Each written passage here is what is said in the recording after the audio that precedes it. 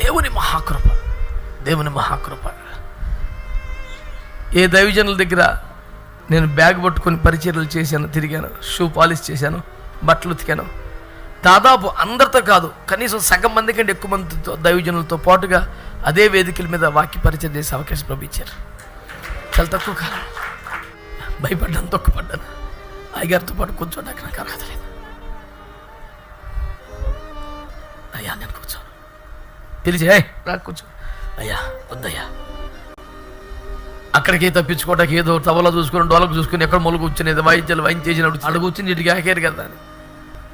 ఎందుకంటే మన స్థానం మనకు తెలుసు. వాళ్ళు పరిశుద్ధులు, పెద్దవారు. వాళ్ళు పడిన ప్రయాస, వాళ్ళు పడ్డ కష్టం ముందు మనమేం కాదు. వాళ్ళు ఎన్ని నిద్రలేని రాత్రులు, ఆకలి తీరని రోజులు గడిపితే అక్కడికి వచ్చారో మనకు తెలుసు. వినయ భక్తులతో మోకాళ్ళ మీద ఉండి వాళ్ళకి పరిచర్యలు చేసినప్పుడు దగ్గర తీసుకుని కడుపు నుండి అన్నం తిని చాలా కాలం అయిందిరా, ఇవాళ తిన్నాను, గుండెలు తరిపోయి బాకి పిచ్చావా, ఇంత పరిశుద్ధుడు, ఇంత గొప్ప దైవజనుడు, చరణాలు అయిందిరా కడుపు నుండి అన్నం తిని, ఇవాళ మీ ఇంట్లో తిన్నాను తృప్తిగా.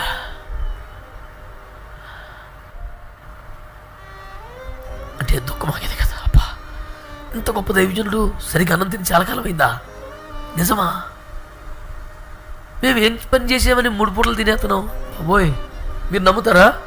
అలాంటి సాక్ష్యం వినందుకు ఆ దైవజనుడు వెళ్ళిపోయి ఒక 3 రోజులు ఉపవాసం ఉండేవాడిని. అదంతా సేవ చేసి సరిగ్గా తినలేదంటే నేనేం చేయట్లేదు కదా, ఎందుకు తినాలి? తిండికి సరిపడా పని చేయట్లేదు అని సగం మానేసేవాడిని. నాకొద్దు, పని చేయకుండా భోజనం చేయకూడదు అన్నాడు. నేను వాళ్ళేం పని చేయట్లేదు, నాకేం వద్దని. సేవలో వాడబడే అవకాశాలు లేని దినాలు దాదాపు నా ఆరోగ్యం ఓపిక సహకరించేంత కాలం. ఈరోజు సేవ లేదంటే ఆ రోజు అన్నం తినేవాడిని కదా. ఈరోజు ఏంటి ఫాస్టింగ్ అనేవాడిని, చేయటానికి పని లేదు కదా, ఉండిపోయేవాడిని సైలెంట్గా. ఎందుకు తినాలని నేను అనుకుంటే కాదు, భోజనానికి అనిపించేది. అనేవాళ్ళు వాళ్ళ ఇంటికాడ ఉన్నారు కదా,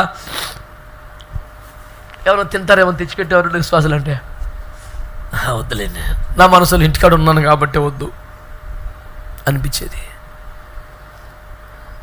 ఇప్పుడు ఇంటికాడ ఉండేంత ఒక అవకాశం కూడా ఉండట్లేదు. ఆదివారం ఒక్కరోజు ఉంటామని పేరు తప్ప ఆదివారం 4 ఆరాధనలు, ఇంటి దగ్గర ఉన్న మందిరంలో 2.5 గంటల మందిరంలోనే ఉంటాం. ఇంకెప్పుడు ఇంటి దగ్గర ఉండేది?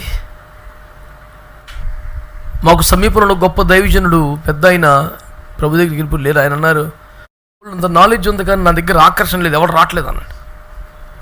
నేను అన్నాను, పెద్ద అయినా అయ్యా అట్లా అనకండి, అయ్యా అట్లా అనకండి. ఆకర్షణ ఏ మనిషి దగ్గర ఉండదయ్యా. నన్ను పైకెత్తండి, నేను ఆకర్షించుకుంటాను అంటాను. మీ దగ్గర ఆకర్షణ లేదన్నమాట 100% నిజం. ఎవరి దగ్గర కూడా లేదు. అందుకే అందరం కలిసి ఆయన పైకెత్తి ఆయన ఆకర్షించుకుంటాడు. మన దగ్గర ఏముండదు. ఆ 10 మంది 5 మంది విశ్వాసులే ఉంటే ప్రతి మంగళవారం వారిని దర్శించడానికి వెళ్ళేవారు. వారి స్థితిని గమనించి పెద్ద ఆయన దైవజనుడు కదా అని, అయ్యా మేము పాస్టర్లమే ప్రసంగికులమే అనుకోకండి, మేము విశ్వాసులు అనుకోండి, ప్రతి మంగళవారం మా ఇంటి కూడా దర్శించండి, ప్రార్థన చేయండి అంటే, అమ్మో మీరు పెద్ద స్పీకర్ కదా అన్నాడు ఆయన. లేదయ్యా రండి, మీరున్నా లేకపోయినా పాస్టర్ ఉంటుంది రండి. ఆయన జీవించినంతకాలం ప్రతి మంగళవారం మా ఇంటికి రాకపోతే నేనే ఫోన్ చేసి, ఏమండి ఏంటి ఇంటికి రాలేదంట మీరు? వెళ్తాను బాబు.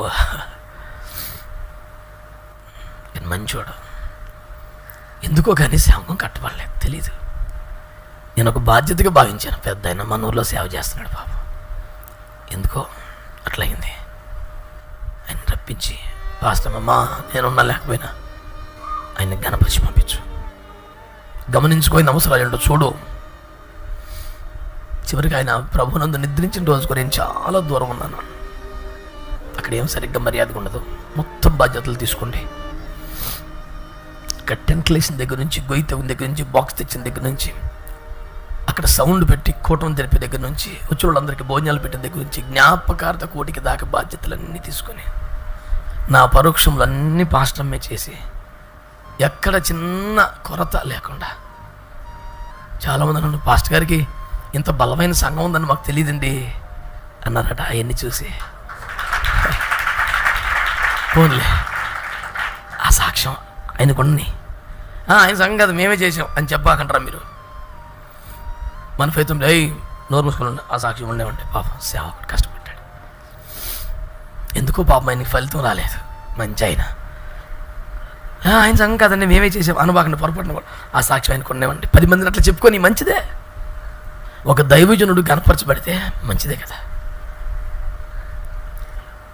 ఆ పాస్టర్ మా ఇంటికి వచ్చి బాగా పాస్టర్ పట్టుకుని ఏడిచింది. ఆ తోడుప్పుడు కూడా రాలేదమ్మా, నన్ను చూడలేదమ్మా. అప్పుడు మా భార్య చెప్పింది, అమ్మా పాస్టర్ గారు ఉన్నంత వరకు కాదు, మీరున్నంత వరకు మీరేం టెన్షన్ పడద్దు. ఏ చిన్న సూచన, ఇదిగో మా క్యాలెండర్ నెంబర్ ఉంటుంది, ఫోన్ చేయండి. ఎందుకు ఈ మాటలు చెప్తున్నాను? నింపబడకపోతే చాలా కష్టం. నింపబడాలి. ఒకటే మనవి, వాక్యంతో నింపబడాలి. కోపం వచ్చి మాట్లాడినా, నవ్వుతూ మాట్లాడినా, ఏ సందర్భానికి మాట్లాడినా మన లోపల నుంచి వాక్యమే రావాలి. నింపబడిపోవాలి. ఒక పక్క దేవుని తోట పాడైపోతుంది, మరొక పక్క విత్తనాలు మొలవటం లేదు. పోనీ విత్తనాలు కుళ్ళిపోతున్నాయి కదా అని చెప్పేసి ఏమైనా చేద్దామంటేనేమో నదులు ఎండిపోయి ఉన్నాయి. అంటే ఇంకొక దిక్కు లేదు, మేఘం వర్షిస్తే తప్ప ఛాన్స్ లేదు, ఇంక లేదు. నెత్తి నిండా నాలెడ్జ్ పెంచేసుకోవటం, సర్టిఫికెట్లు పెంచుకోవడం, డిగ్రీలు పెంచేసుకోవటం మంచిదే. ముందు నీవు గాలి కొట్టుకుపోయేలా ఉన్నావు, చినిగిపోయేలావు. నువ్వు నిలబడు, నువ్వే కొట్టుకుపోయి ముక్కలైపోయి